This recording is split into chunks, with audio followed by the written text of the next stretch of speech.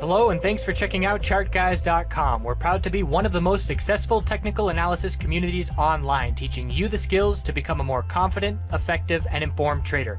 Join our community of hundreds of analysts worldwide working together to learn the charts, generate profit, and achieve financial independence. For access to daily live chart analysis and market coverage, a thriving chat community, along with dozens of hours of exclusive educational materials.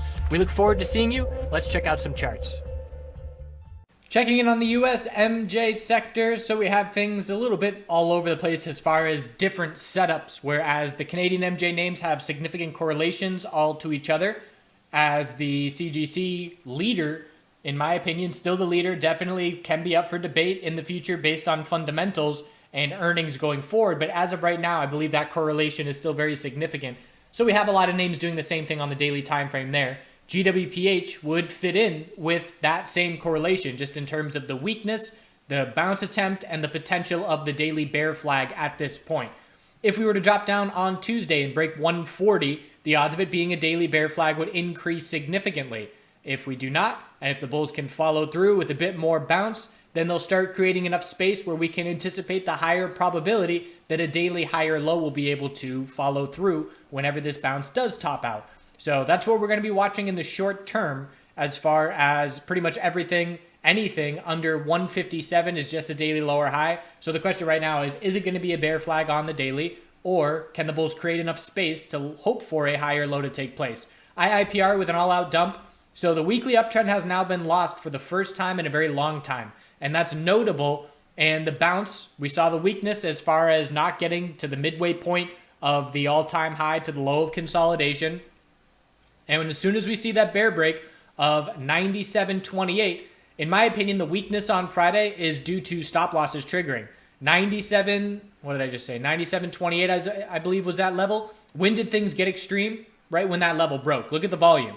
That's that's stop losses being triggered in a 10-minute span to drop from 99.25 to 94.41, a 5% drop. That's either significant news, and if no news came out, it's a key technical level that broke, and IIPR is one of those names that is not extremely liquid. There's not a ton of market makers on this name, and the dollar volume is not huge. So when you have a lot of orders, either bears entering, and that whenever you break a key support level, that's happening at the same time. It's bears jumping in, and it's bulls getting stopped out. So that led to the extreme drop and a lot of follow through after that initial bear break took place. So looking at it on the daily time frame, where's the next support level? It's down at 90.73, and even that level broke. So we're now looking down at 81.23 as the next base support. But again, be cautious because this is the first weekly downtrend that we've been in a long time. And if we zoom out to the monthly chart, monthly consolidation to look for a higher low is underway. But keep in mind that fundamentally speaking, the potential that the further the SAFE Act or the States Act gets, the more negative that is potential for the future business plan of IIPR. So with Congress coming back into session, I believe it is September 9th, and that going to be on the table, that's a possibility as to why we're seeing a bit of increased weakness in IIPR. I personally have no interest looking for oversold bounces. If we were to drop down into the low 80s in the next day or two, then I'd start to get interested. But I need the daily RSI oversold, I need the 4-hour and the hourly, all to be oversold if I'm going to have any interest in IIPR. Cureleaf. So still holding on, as we saw a daily inside bar on Friday with very low volume. If we break that low of 909 on Tuesday, we have to see a daily higher low form compared to 775. And if we don't break that inside bar bearish, then the bulls keep full control as far as this bounce goes. Looking at it on the hourly time frame, you can see we did see a little bear break where we had our low of 917, inability to see continuation, and then we broke 917, but bears didn't get a whole lot of follow through from that. So how we break this inside bar will dictate momentum for next week, whether it's consolidation for a higher low or the bounce has not topped out yet. Keeping in mind that the weekly time frame for Cureleaf, not too shabby as far as breaking support and getting no follow through. And where we stand right now, 1103 is the most important resistance level, which is essentially $1.60 away. And as far as support goes, that support is about $1.60 away. So we're right in the middle of the range. And bottom line is, same as it has been for the Canadian MJ space, must see a daily higher low and higher high to see continuation, a daily trend change, and some actual bull follow through. CWeb topped out short term. So we hit the top of the bounce at 23.81. The bulls now must hold 20 and then break 23.81 to shift that momentum. If not, it's just another lower high and we're dropping down after 20 psychological. We're looking at a gap fill that already filled. So then we're looking at 17.85 as the next support level.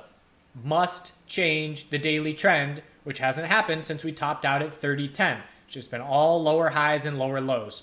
Checking in on TRUL, also a very weak bounce attempt. Bear flag led to continuation, and it's another bear flag at this point. If we do not break 1145, the bulls prove absolutely nothing, and the bears continue to keep their full control as we're looking down towards that all-time low of 910. IAN, also doing nothing, just absolute dry up of volume and volatility. Not necessarily even volume, just volatility drying up completely. We've been trading between 312 and 348 for the last 11 days. So the short-term levels are dictated by this one candlestick. It's 314 and 312 key supports and 345, 348 key resistance levels. Bears still have the upper hand because the burden of proof is on the bulls and they're doing nothing to prove any strength to us. So unless we see bulls do something by getting over resistance and trying to make our way back up into the upper $3 range, we can definitely expect that we're going to potentially test the low of consolidation again, as the bulls are not convincing. MedMen still tightening up as anticipated, so equilibrium expected to break probably sometime this week, but it is a shortened week, so it might be first thing next week. But the range right now for me is 253 to 284. We are currently 11 cents above support, 20 cents below resistance, and I would expect a lower high to form this week comparative to 284, and for this range to tighten at least the first couple of days of this coming week. OH, a little bit choppy as far as the daily chart goes, but it's the weekly chart trying to change this trend. Low, high of the bounce is $8, and now we have a higher low trying to form at 673. Bulls must break $8 to start to shift this momentum back in their favor, and OH definitely has my attention as one of my lead USMJ plays, just based on the fact that there is a short-term bullish catalyst overhanging for the potential of the DOJ to approve the deal, and the discount that is still on OH comparative to CL at this point. So no real other name has an overhanging potential short-term bullish catalyst, because again, if that deal is announced and if the discount is 15%, let's say, OH is going to gain 10% versus CL very quickly. If the discount is 20%, then we can look for a 15% gain very quickly. And those are just using some rough numbers, but that is why I am interested, because there's more of a short-term bullish catalyst on OH as an individual company than there is on a lot of other names.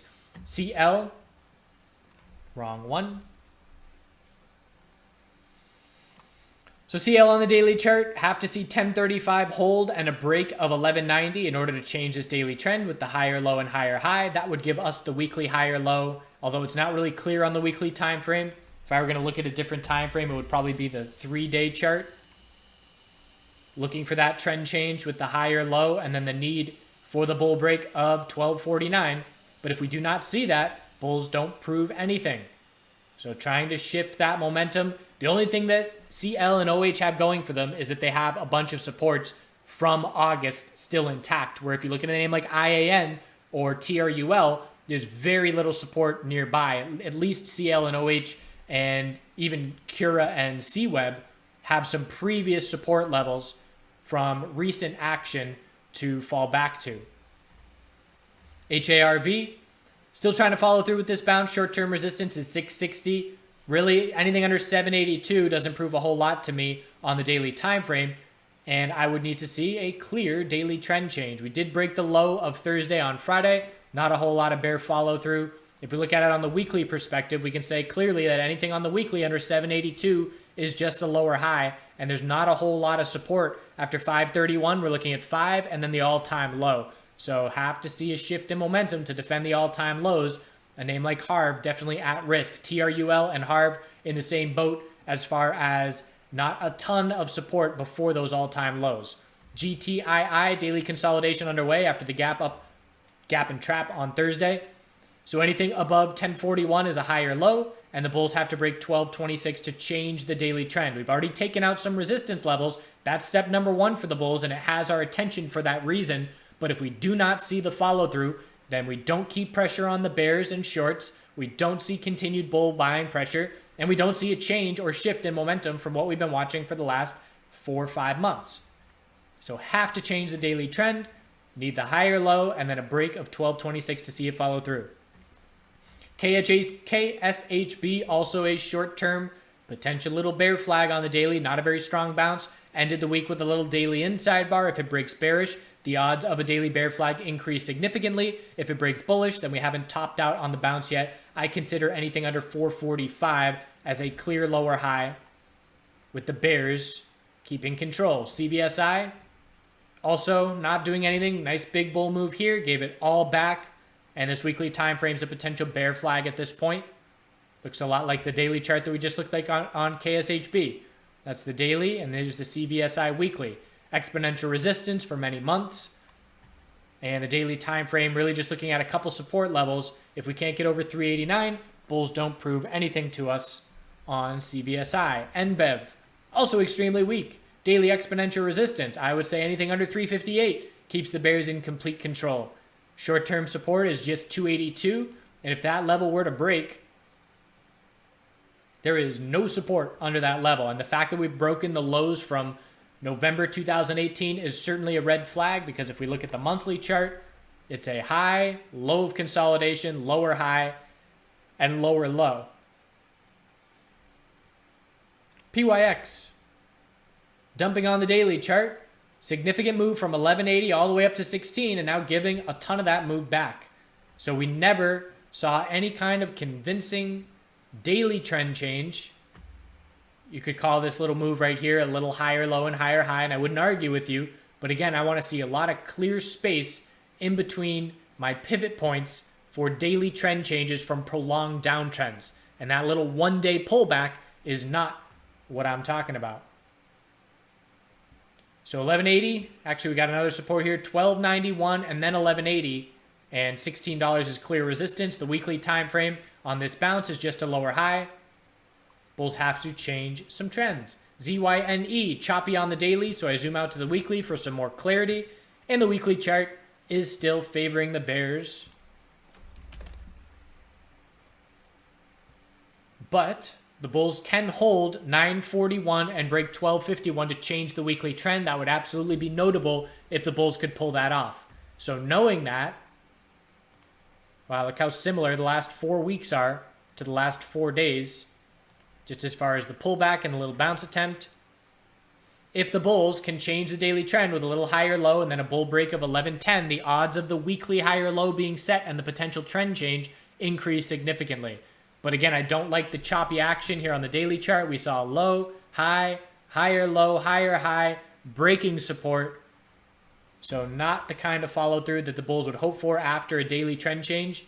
So longer term timeframes are going to be really important for both US and Canadian MJ as we look to get out of this funk, the weakness of the summer. And the daily trend change will absolutely be notable the first time it happens on major Canadian MJ names. But the weekly trend change will certainly be the clear, glaring sigh of relief that the momentum has shifted. CXXI, on this bounce, I would say anything under 87 is just a lower high. We dropped down to 67. We just keep hitting lower highs and lower lows. We had a tightening daily range that broke bearish. Sure, there wasn't a ton of follow through, but the bulls also aren't proving anything to us either. So anything under 87 is a lower high, and the bulls have to change the daily trend, which they have been unable to do for many months, just like many of their peers. TILT, same thing. Daily equilibrium, nice tight range, breaking bearish. So the next support level for TILT is nowhere to be found. And not seeing TradingView update here.